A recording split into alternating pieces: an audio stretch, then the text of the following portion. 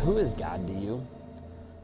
Like on Sundays, we talk more on like a spiritual frame. So if this isn't your jam, then slide over and you can come back on Monday where we talk about narcissism. But like on Sundays, we're talking through this piece of who is God to you?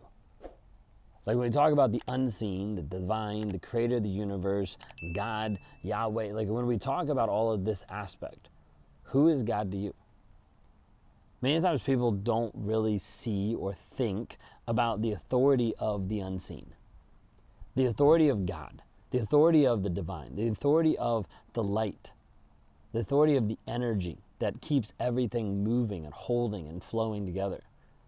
So many times people don't think about this and don't connect with this, or don't even like spend time questioning it or wondering what it actually is, what is actually out there, what's holding everything together.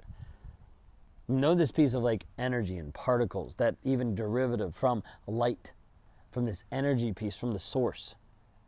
And I believe all this goes back to God, where God actually holds everything together at a moment's notice at any time. Not because he's just sitting up there and pulling strings like puppets, but because he's up there and actually has already designed all of this to function in perfection of how it actually flows and functions on a day-to-day basis. And then you have people that have choice, and that choice oftentimes can shift the trajectory of what's actually happening here on the planet, which then makes us put a lot of judgment on it of wondering, is this good or is this bad? There's a good thing, there's a bad thing. Who is God to you? Like, what does this whole conversation mean when I bring up God? What comes to your mind? You might have a certain impression of him or her. You might be thinking, well, maybe it's not this exact version of God. Maybe it's not this person that I'm thinking of. There might be multiple things that I'm saying that's just kind of like what is he saying? Where are we going with this? I want you to consider, who is God to you? Like, what does this actually look like? Where are you actually at in your belief of God? Now, sometimes people will look at God and they'll view him as like the universal narcissist, right? The guy that is in charge and controlling every single aspect of your life. You can't do something unless God told you to do it or made you do it or gave you that conviction or inspiration, whatever it might be. But then you run into the problem and the hard times of like, well, wait a second, if God is doing all of this, then how is there any free will? Like, are we just robots and machines inside of this whole reality? Or are we actually here to be able to grow, create, and dominate, like it says even in Genesis? Have dominion over the earth, grow and develop who you actually are and how you're showing up. Or is he just pulling all the strings? I don't think God is a narcissist, because I don't think he's up there pulling all the strings and making you do the things you do or you don't want to do. Because it would also mean that he's making you to do things that are hurting you at times, or making you do things that are not helpful. And that doesn't match up to his MO as being God, or his MO of being loving or caring. But that also goes up against another frame that you might not think God is loving or that God is caring. It might be a piece that you're struggling with because of the image that you have of God.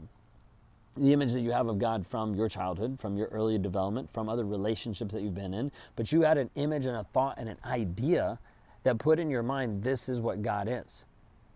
So like in some of these, I've talked before just of my image of God and of God the Father, and this idea of thinking of him as being the one that's like the judge.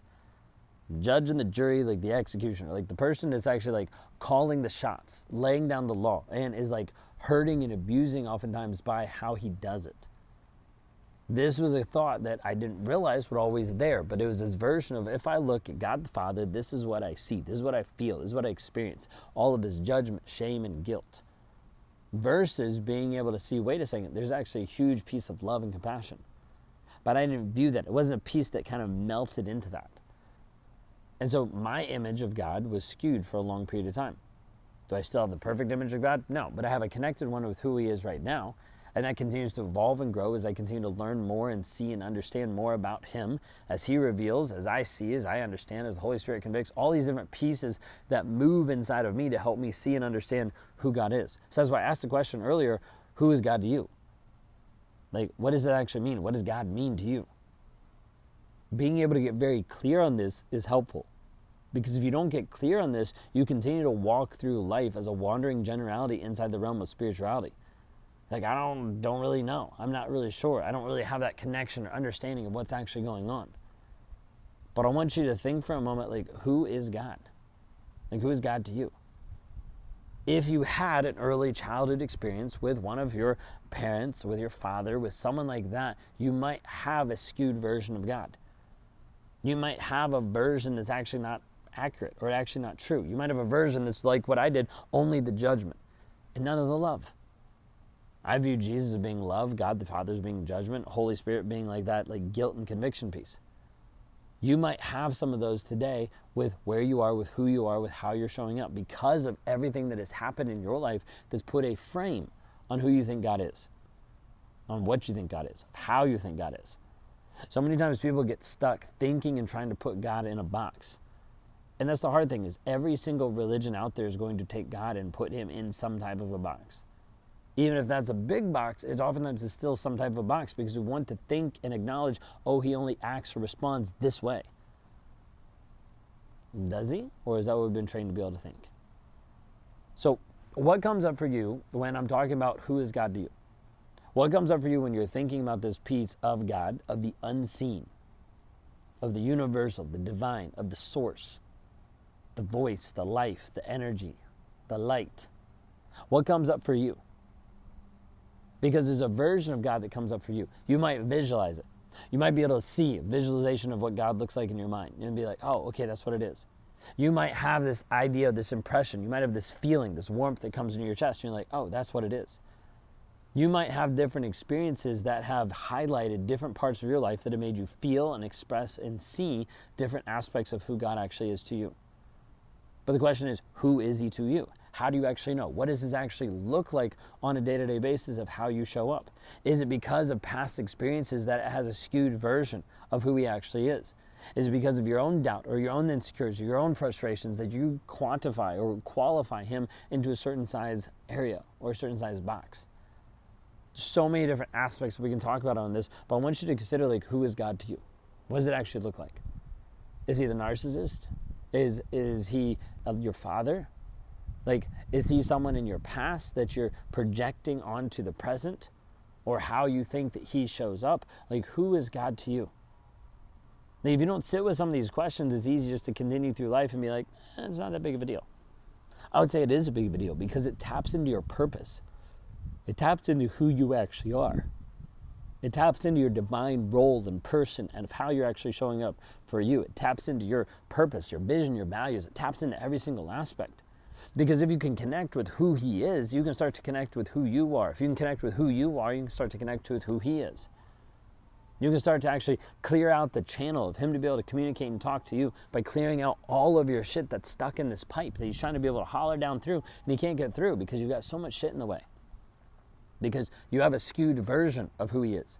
You feel like he's not talking to you, when in reality he's been talking to you the entire time. You just haven't been listening.